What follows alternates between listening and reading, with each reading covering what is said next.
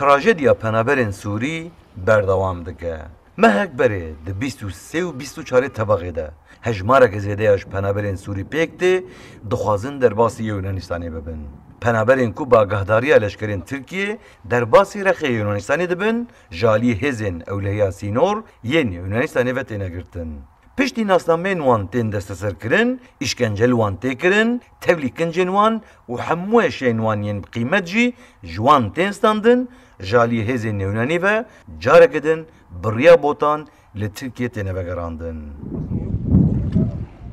Vê carê jî ji bo ku ew penaber nekarîbûne derbasî aliyê Yunanistanê bibin, bi fermana serleşkerekî artêşa Tirkiye nêzik 45 penaberên Sûrî bo komên 5 kesî têne daweşkirin ku di nava wan de jin û zarok û nexweş jî hene diavêjin nav Cemê Mêrîçê.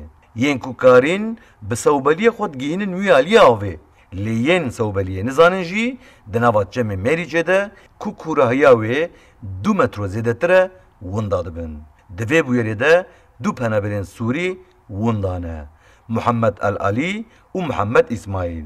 Li ser vê yekê li şaxa Stenbolê ya Komeleya Mafê Mirovan bi beşdariya malbatên penaberên winda û parêzerên wan daxwîneke çepemeniya teldar xistin.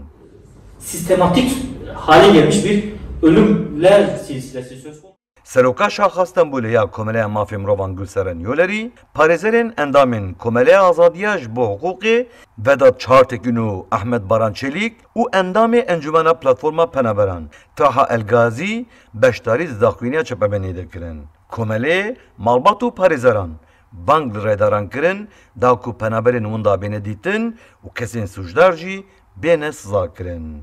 4 Ağustos'ta yaşanan olayı da anlatırken Li Tirkiye 4 milyon penaberên tomarkirî bi giştî 5 milyon penaber hene. Li gel binpêkirina mafên miroviyên penaberan, êriş û sûcên nefretê jî tu bergirî nayên ragirtin. Penabervek amûreke bazarên siyasî têne bikaranîn. Ji bo daxwaza jiyaneke bi ewle, mafên reva û naskirî penaber mecbûr dimînin ku birêyên qaçaxî derbas hin welatên Ewropayê bibin. Di vê rêvîtiyê de işkenceyê dibînin û canê xwe ji dest didin. Di bûyera Cemê Mêrîçê de du proseyên hiqûqî hene. Yek sizadana kesên suçdar ku penaber avêtine nava avê, ya duyem jî dîtina penaberên winda. bazen değil mi karlar çözülünce kış bitirince Abdülkerim El-Ali penaberê Sûrî ku ji aliyê leşkeran ve ew jî bo Cemê Mêrîçê hatiye avêtin û ji mirinê Filîtiye dibêje, piştî ew tiştên ez bûme şehedê wan careke din hewl nadim ku derbasî Yunanistanê bibim. Kardeşlerim evde her gün yani araştırıyorlar, bakıyorlar, hiç haber almadılar için çok zor. Leşkerên Tirkiyeyê wek komên 5 kesî em dabeş kirin û avêtin nava Cemê Mêrîçê. Piştî avêtin nav avê, du kesên di koma Muhammed İsmail de winda bûn û tu agahî ji wan derneket. Wisa difikirim ku mirine.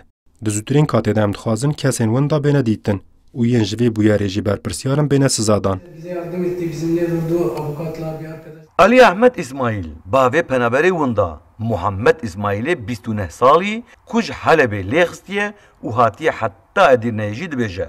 Dilê min diêşe. Sağ an jî mirî. Ji rêdarên Tirkiye dixwazim ku kurê min bêdîtin. جنة حركة البيت في البيت وهذا الله كتبه لنا يعني ما نتمنى. Ji roja ku kurê min hundaye dilê min diêşe û wek malbat em gelek xemgînin. Sağ an jî mirî em ji rayedarên Tirkiye dixwazin ku zarokên me radestî me bikin.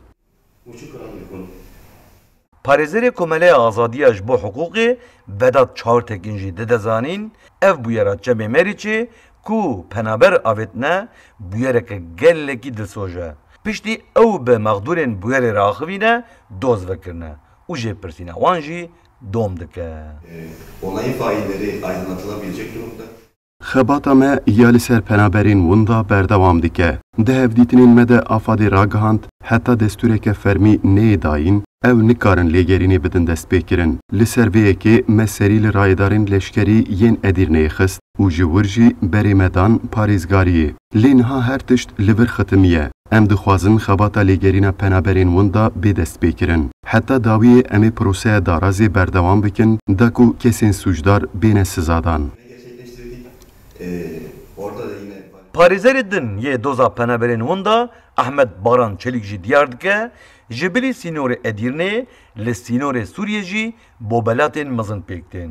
Li gorî lêkolînên me kirine ji sala 2011 heta 20 tebaxa 2021 li ser sînorê Sûriyê 502 penaber ji aliyê leşkeran ve hatine kuştin. Ji wan 502 kesan 67 jê jin, 92 jê jî zarokin.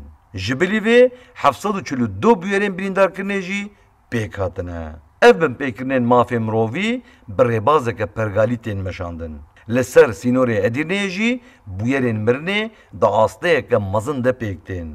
Ev her du sînor veguherîne dojehê. Li aliyê din Komeleya Azadiya ji bo hiqûqê amadekariyê dike hefteya pêşame raporta li ser binpêkirên mafên penaberan ya amarên hatine ragihandin bi raya giştî re parve bike.